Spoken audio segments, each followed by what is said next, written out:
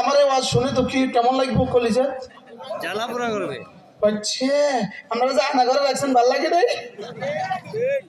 এই মাত্র সিলেটে একজন যুবককে দেখছি, সে আয়না ঘরে ছিল 10 মাস। এই মাত্র দেখে এসছি এক আলেমে দিন, সে আয়না ঘরে ছিল 10 মাস।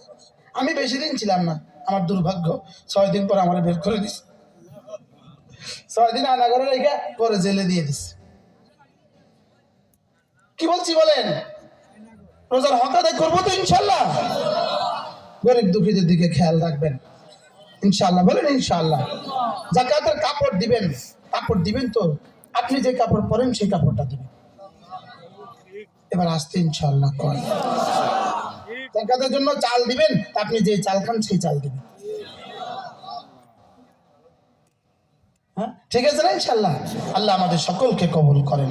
আমাদের কুমিল্লার মাদ্রাসায় প্রতি ইংরেজি মাসের শেষ সোমবারে, শেষ শনিবারে বয়ান হয়। এই মাসে হলো 22শে ফেব্রুয়ারি। যারা পারেন শরীক হবেন।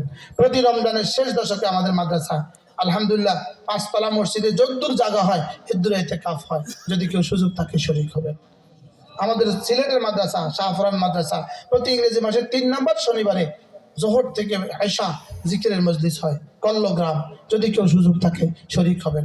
আমাদের কিতাবগুলো আমাদের গাড়িতে আছে, অনেক কিতাব গাড়িতে আছে আলহামদুলিল্লাহ। যদি সুযোগ থাকে নিয়ে যাবেন। আল্লাহ তাআলা এই মজলিসকে কবুল করেন। আমার এই টুটু ফুটু কথাগুলো আপনারা তো বুঝতেই পারছেন, আমি কোনো ওয়াইজ না।